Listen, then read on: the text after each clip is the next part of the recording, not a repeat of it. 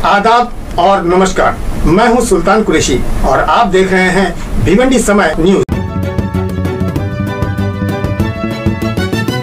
ये मामला भिवंडी शहर के एक बहुत ही नामवर अस्पताल है कल्याण रोड पे, हील लाइफ हॉस्पिटल। और आज से 2.25 साल पहले मेरी बीवी है सभी अंसारी, इसका एक्टिवा से एक्सीडेंट हो गया था।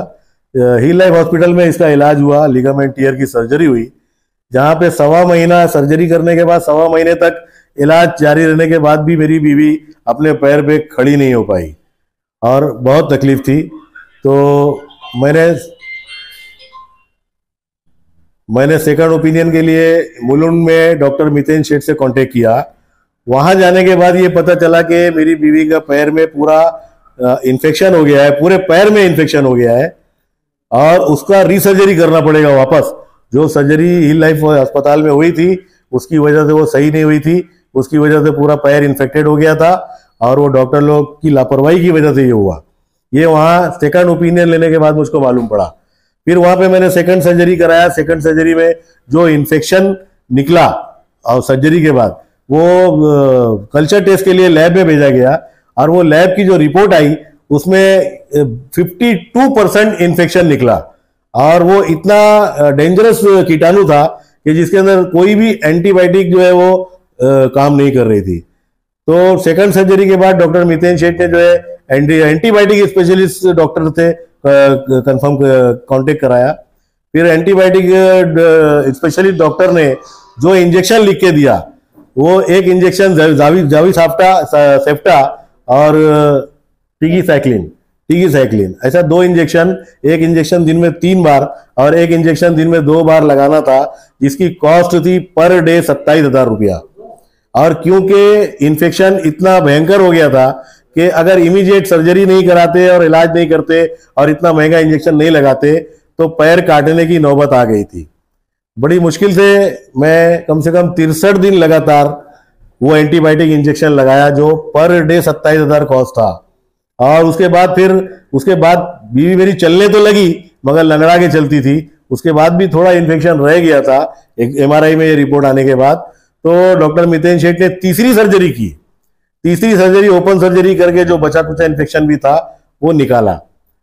तब जाके मेरी बीवी जो चलने लगी, मगर वो लंगड़ा के चलती थी, सही नहीं चल पाती थी। और डॉक्टर ने बोला कि क्योंकि इनकी 3 सर्जरी हो गई है और पूरे पैर में इन्फेक्शन हो गया था इसलिए अभी अपने पैर पे नहीं चल पाएंगी। जिसका जो है वो थाने सिविल हॉस्पिटल का जो ऑर्थोपेडिक सर्जन है उनकी ये रिपोर्ट है, मेरी बीवी जो है 40% जो है वो हमेशा के लिए अब वो डिसेबल हो गई। ये डिसेबिलिटी सर्टिफिकेट है थाना सिविल सर्जन की रिपोर्ट। उसके बाद फिर मैंने उस अस्पताल के खिलाफ, हील लाइफ हॉस्पिटल में बहुत लापरवाही हुई थी, ऑपरेशन के दौरान उनकी मशीन भी बिगड़ गई थी। सेकंड ओपिनियन लेने के बाद ये भी समझ में आया कि भाई डॉक्टर की लापरवाही से ये इन्फेक्शन हुआ है। तो मैंने उस अस्पताल के खिलाफ जो है 12/6/2023 को भिवंडी शहर पुलिस स्टेशन में और कारपोरेशन के आरोग्य विभाग में वैद्यकीय विभाग में दोनों जगह कंप्लेन किया था, जहां से पुलिस स्टेशन से जो है वो जो आयो थे वो हमारा स्टेटमेंट, हमारा ट्रीटमेंट का सारा डॉक्यूमेंट और अस्पताल के जितने स्टाफ हैं और जो डॉक्टर्स हैं उनका जवाब और उनके ट्रीटमेंट का डॉक्यूमेंट सब जमा करके थाना सिविल हॉस्पिटल में भेजा गया था जांच के लिए। जहां से तकरीबन 1.5 साल के बाद जांच की रिपोर्ट जो है वो पुलिस स्टेशन में आई और उस जांच की रिपोर्ट के ऊपर जो है पुलिस ने जो है हील लाइफ हॉस्पिटल के 3 डॉक्टरों, डॉक्टर शाहिद खान, डॉक्टर संतोष यादव और डॉक्टर जितेंद्र निकुंभ, इन तीनों डॉक्टर जो मेरी बीवी के इलाज में इन्वॉल्व थे उनके खिलाफ FIR दर्ज किया है। तो इस सब पीरियड में तो भिवंडी महानगर पालिका उस हॉस्पिटल के खिलाफ कोई कार्रवाई क्यों नहीं? भिवंडी महानगर पालिका को भी मैं कई मरतबा कंप्लेन किया था।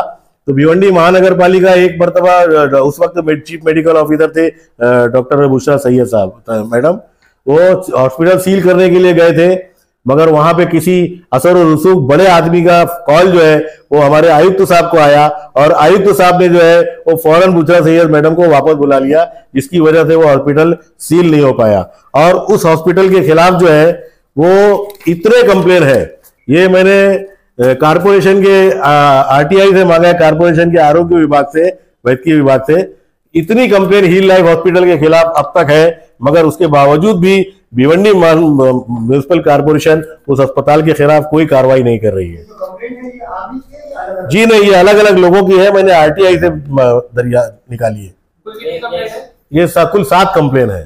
फहीम भाई, जैसे कि आपने कहा कि कोई बड़े आदमी का फोन आया था उसको जब कारपोरेशन कार्रवाई करने गई थी, तो तकरीबन फिर आपको भी मैनेज करने के लिए कई सारे फोन आए होंगे या रिश्वत देने की कोशिश की गई होगी?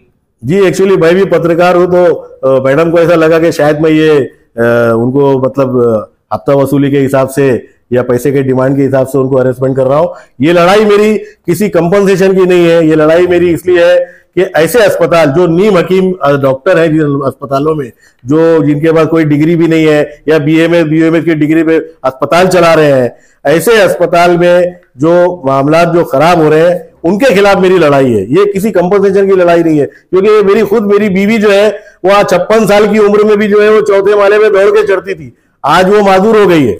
इन नीम हकीम डॉक्टरों की वजह से जो है आज मेरी बीवी नामादूर हुई है।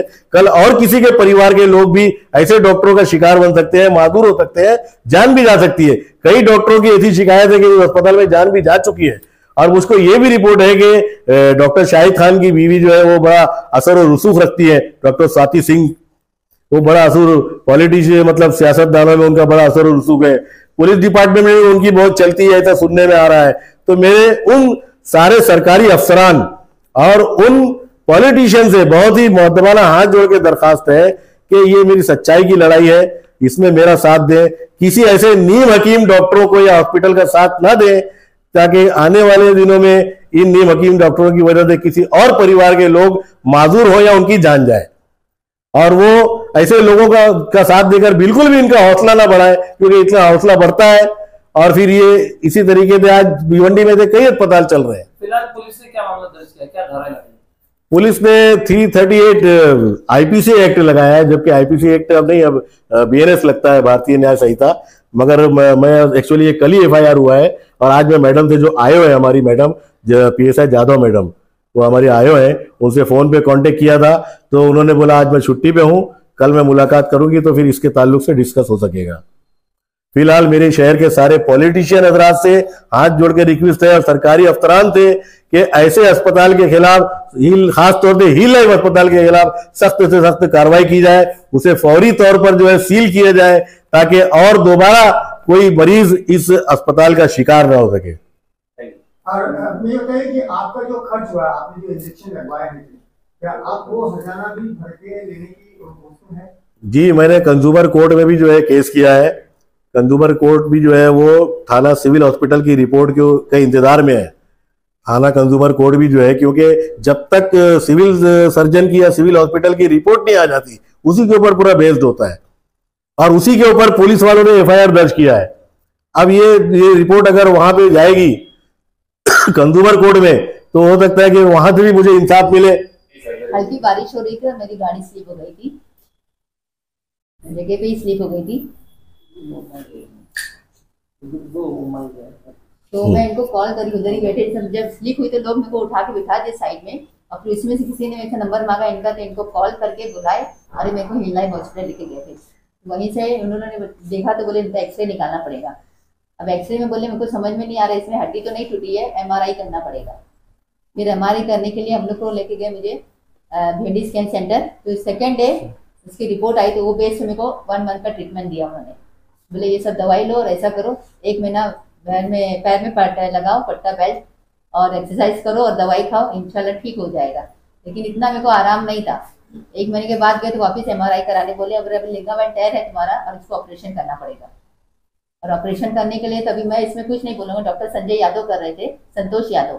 तो वो मुझे ये बोले कि अभी आपको है ना डॉक्टर शाहिद से मुलाकात करनी पड़ेगी, ऑपरेशन का सब डिटेल वही देंगे, ऑपरेशन कौन करेगा, कब करेगा, कैसे करेगा, सब खर्चा जो है वो सब वही है, क्योंकि हॉस्पिटल उन्हीं का है, तो वही इधर के सुपीरियर है, उन्हीं जो करना है वही करेंगे। तो आप उनसे मुलाकात करिए, बाकी का आगे का प्रोसेस वही बताएंगे।